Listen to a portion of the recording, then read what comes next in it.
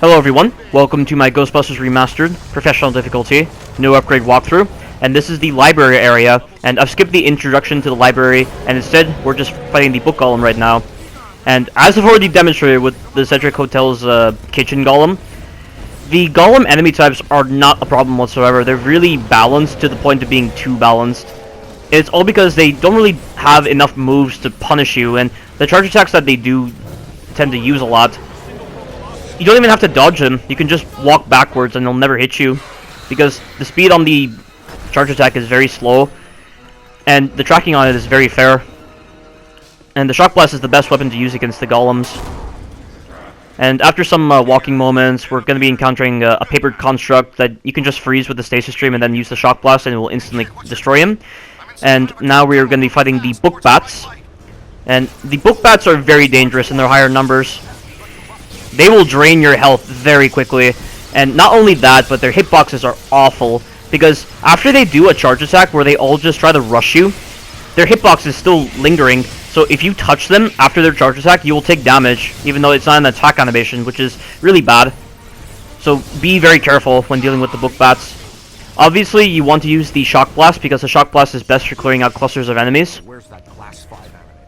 But I definitely recommend using the Boson Dart as another alternative, because the Boson Dart is another good alternative for dealing with large numbers of enemies. And after we've eliminated the book bats, one of the ghosts will spawn. I think this is Crusto. Yeah, this is Crusto that we're fighting. But the Shock Blast just absolutely demolishes the health pool of the ghosts. And I already mentioned in my Times Square level that I'll primarily be using the Shock Blast, the Slime Blower, and the Meson Collider instead of the Proton Stream for this walkthrough, because they're so powerful even when they're not upgraded. And here's Cruster, so just do the same thing, keep shooting him with the Shock Blast. If he's causing you a lot of trouble, just freeze him with the Stasis Stream, and then just hit him with the Shock Blast. And then just trap them, and the fight's over. And I'm going to skip to the paper constructs. So these guys, they're very fast, but you can freeze them with the Stasis Stream, and the dodge is really helpful here.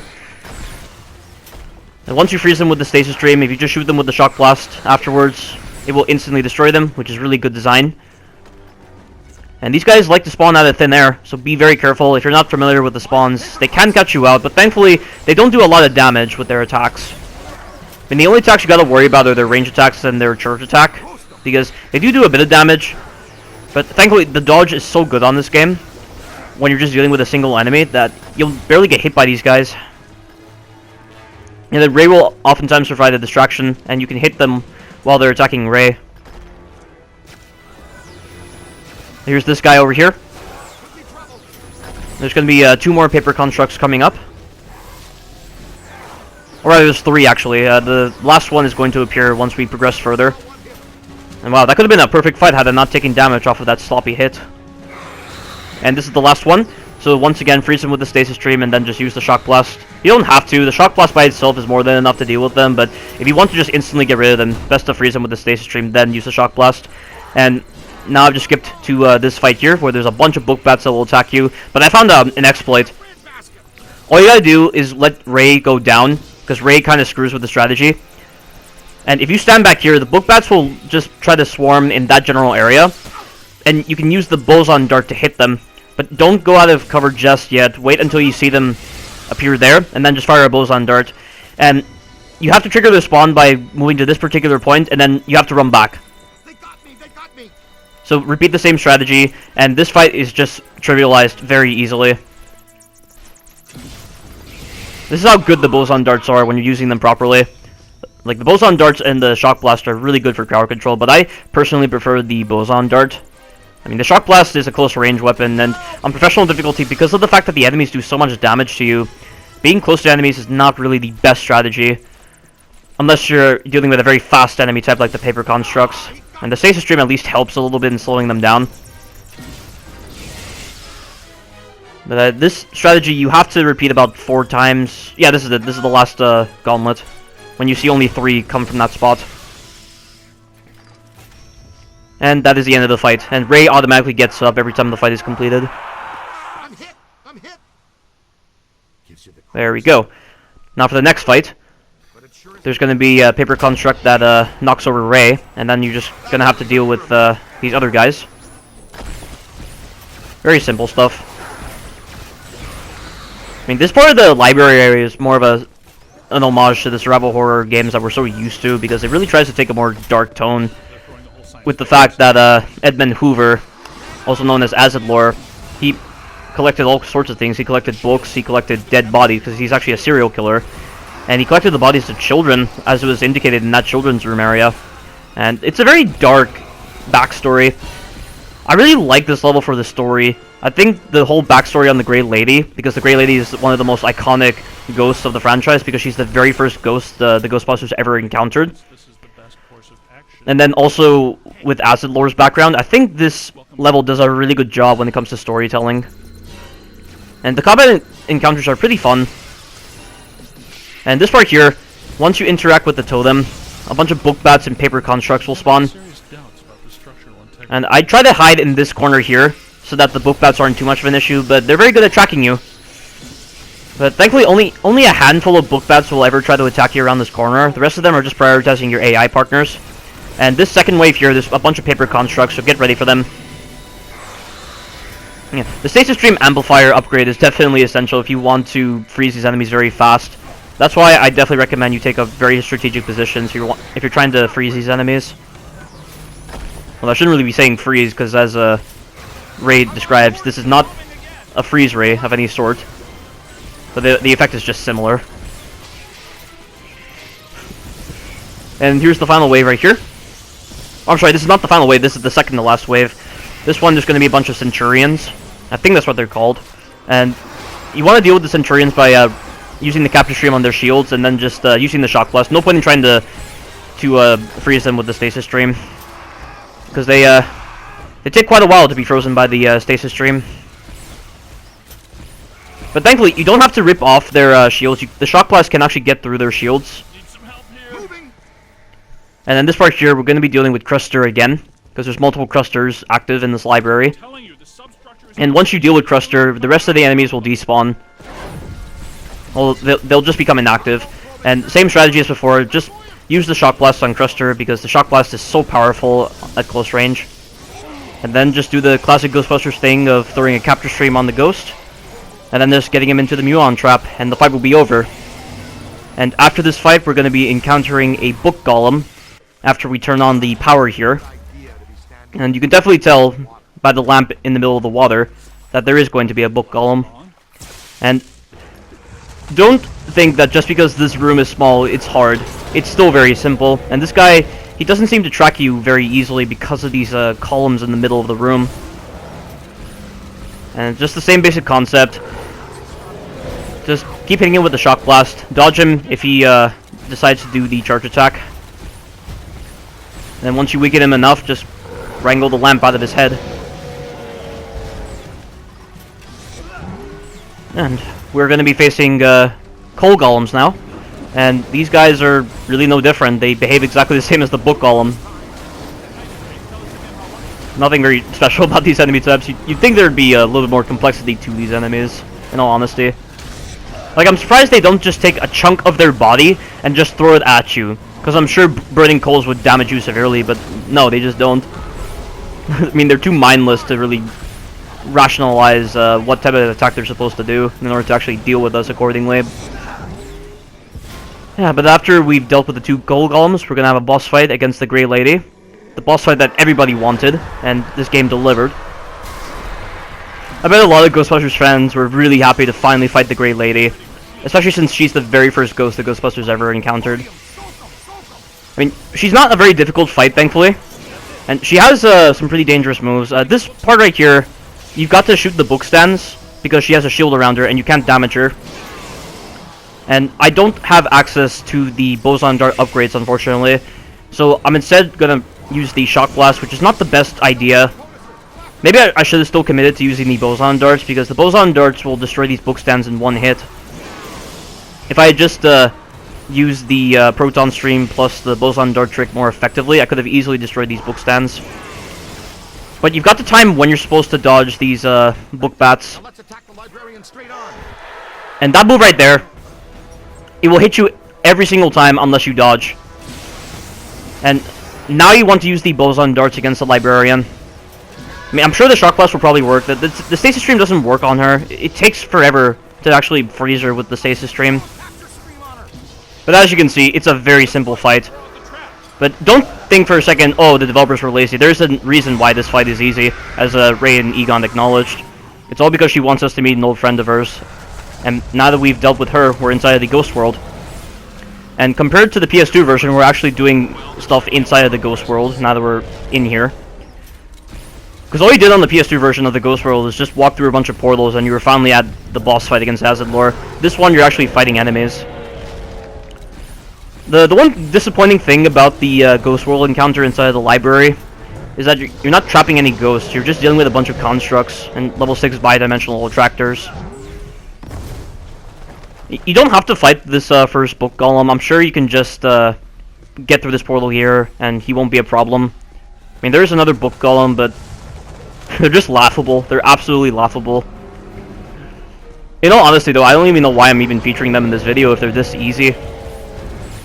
Like, how anyone can possibly struggle against this enemy is beyond me. And I know for sure there's going to be like hundreds of thousands of people who are going to struggle against this guy because, you know, the gaming generation of this day and age is just not very good at dealing with the simplest of things, apparently. But maybe I'm wrong. Maybe everybody never has any trouble against these book golems. And now we're going to be dealing with a single ghost. This is the only ghost we're going to be trapping in this ghost world area. But watch this. This is one of the coolest design choices in this game. See that? That right there is one of the main reasons why the slime tethers are so overpowered. Because you can trap ghosts without having to worry about, you know, keeping them inside of a cone or anything.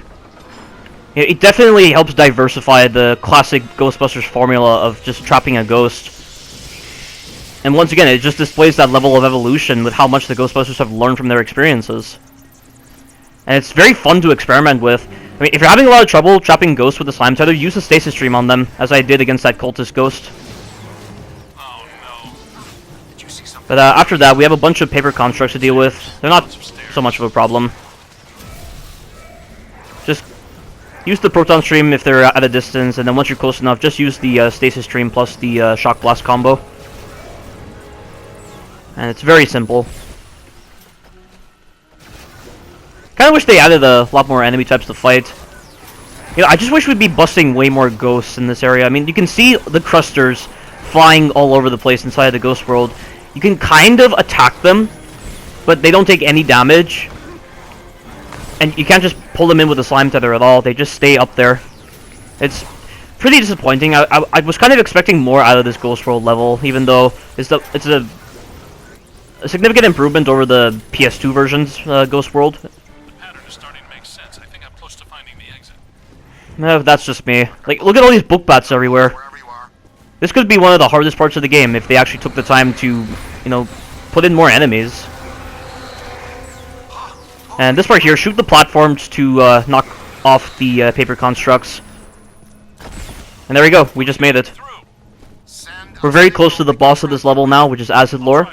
But before that point, we have to go through a bunch of red book bats, which don't really attack you. They just kind of serve more as obstacles, because they just hover in certain areas and they behave differently at different points in this staircase section.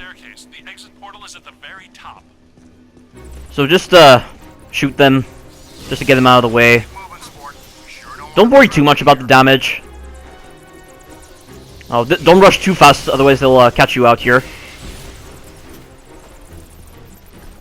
And somehow I'm able to not even take any damage from that. That's very bizarre. The dodge on this game doesn't give you any iframes, but sometimes the hitboxes on the enemies are turned off for no reason. And you have to use the slime tether to bring all these platforms back to you. There's the last wave of book bats there. But you can easily run past them. No point in even trying to shoot them. And I'm just going to skip directly to the boss of this level because you don't need any help with figuring out how to do this. And Azetlor is definitely the hardest boss of this entire game. You know, he has a lot of moves that can really screw you over. I mean, this tornado attack doesn't do anything. And then he has a spike move that is probably his most dangerous move. And the hitboxes on his attacks can be a little weird. And sometimes you'll get hit by crystals out of nowhere, as you're going to see in the video. Like, see that? What was that? How did he hit me just then? Where did those crystals come from? It doesn't make any sense. There's a lot of weird things that can happen with Azetlor during this boss fight. But the first thing you gotta do against Azetlor is get rid of the black slime on his mask.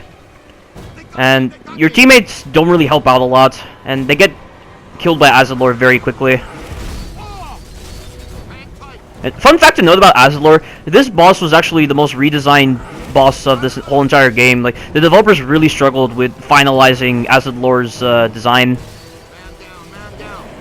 And this is their final product, which is okay, I guess. I mean, it's a pretty challenging fight if you're not using the portals effectively. It's definitely better than the PS2 version, even though I kind of liked Azetlor as being a giant bookworm. There's something intriguing about it with me personally. But the boss fight against him on the PS2 version is overly inflated and it's kind of long. And the design on him is just not very interesting as this one is. And as you can tell, my teammates are down. And I'm not going to revive them immediately because oftentimes they screw with my ability to recognize if Azetlor's prioritizing me or not. But right there, the black slime is off.